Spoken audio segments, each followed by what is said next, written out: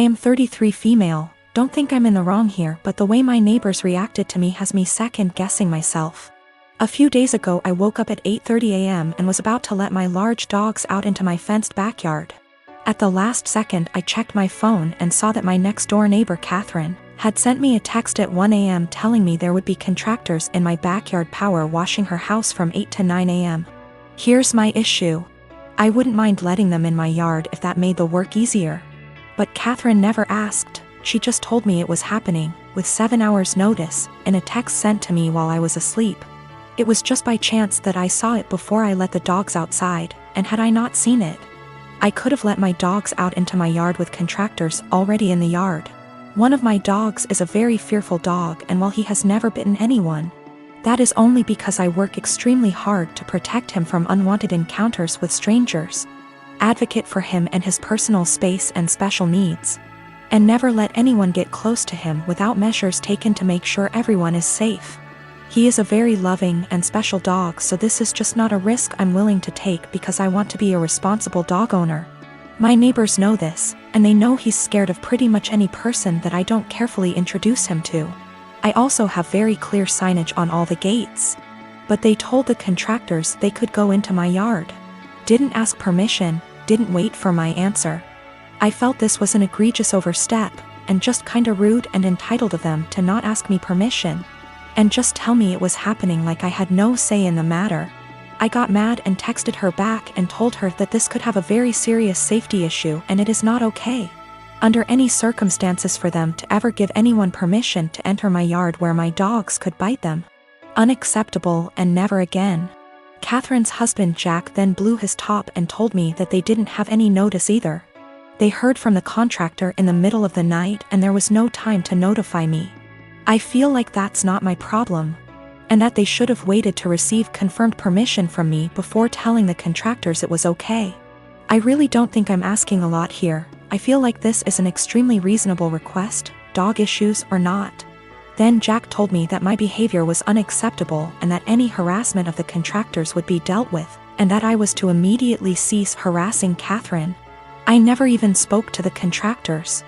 And I sent Catherine a total of 4 text messages that more or less said that this is a boundary they can't cross. This was unacceptable, and they are not to do it again. Jack sent me a few more nasty texts, and at this point I'm not really interested in being friendly anymore. But Jack still said that I was the one who was being unacceptable. Jack just yelled at me from his balcony to tell me that the painters will be coming back multiple times this week and he doesn't know when, so I am calling the company first thing tomorrow and explaining the situation to them. I am installing gate locks this afternoon. My cousin Jake got outed about 4 or 5 days before his 18th birthday in the summer. His parents, my aunt and uncle, made arrangements for him to be sent to one of those awful camps that claim they could cure him. A kid in his community was forced to go and came back and was clearly not well, so Jake didn't want to go. Jake ran away from home and jumped from one family house to another. His folks didn't file a missing person report because they didn't want to look bad to their neighbors. They just told them that he went to that camp willingly. He disappeared in the middle of October and turned up in my city a week later. After making sure he was safe to bring home, my wife and I allowed him to stay. He didn't want me to tell the rest of the family for a while, because those people at the camp keep showing up to take him. I made sure to talk to a lawyer, who assured Jake that they cannot take him. 3 days ago, he told his parents he was here. A few hours later, those damn camp people showed up, but they were unable to take him. My family has been blowing up my phone for the last 2 days, angry that I didn't tell someone sooner. Well, Jake didn't feel safe yet, and still doesn't. I wanted to make sure he was ready. Still, even those that want to protect Jake is upset with me for hiding him. I figured I wasn't the for hiding him from my more narrow-minded family. It was those that really wanted to help Jake that made me feel guilty. They were all scared out of their minds and wanted the peace to know he was okay. I felt bad for not telling them. Though I am sure they wouldn't have turned him in, I felt bad because we were working on keeping him safe. Also, we got a lawyer who got the police on the lookout for those camp people in case they try anything. Jake is not going out alone until we are sure he is safe. We are looking on how to get his paperwork, like his birth certificate, here because no way he trusts his parents to just hand them over. My granny-in-law is talking to some people that could help. My wife and I have a 2-year-old son and have been married for 4 years. Our anniversary was a month ago and we found a nice, secluded cabin on Airbnb and rented it out for a long weekend getaway. My wife asked her parents if they would be willing to watch our son and they agreed as long as we dropped him off at their house. That worked for us since it was on our way anyway.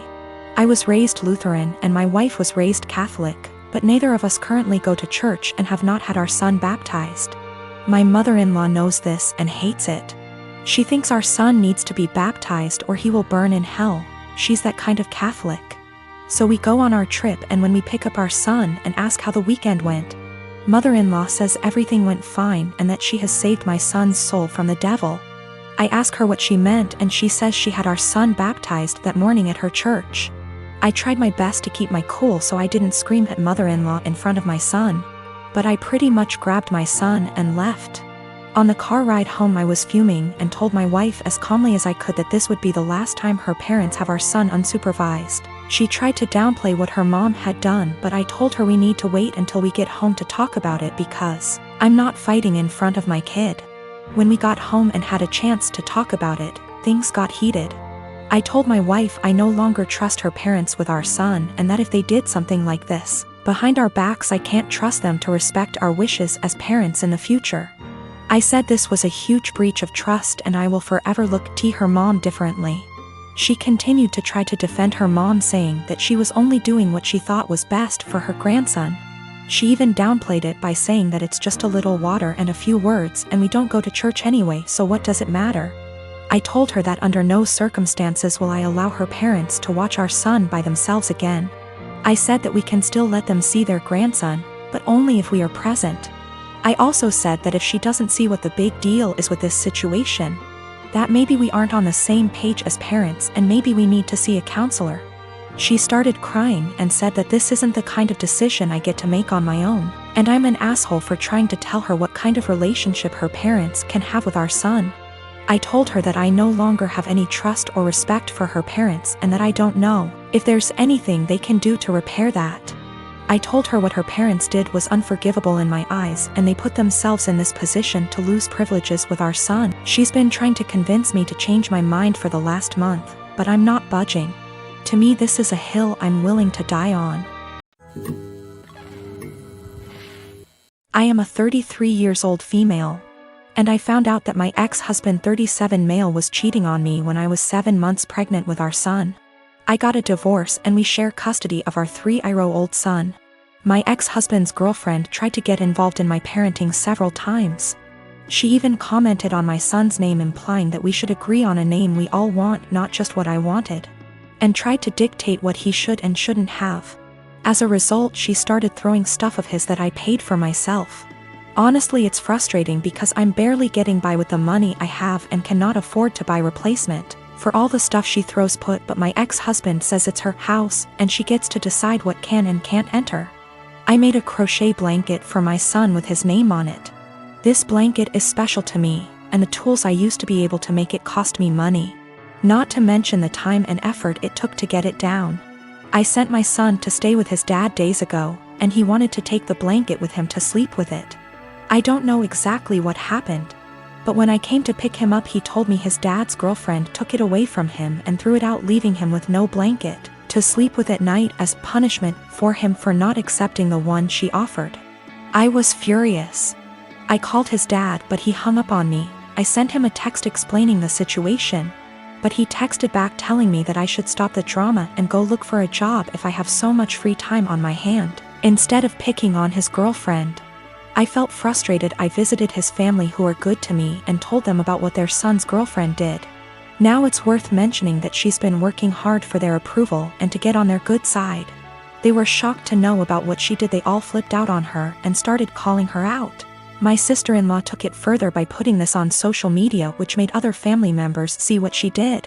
My ex-husband called me, yelling about my pathetic attempt to turn his family against his girlfriend. I could hear her freaking out in the background while he was lashing out at me, saying I ruined every chance she had to have a good relationship with her future in-laws.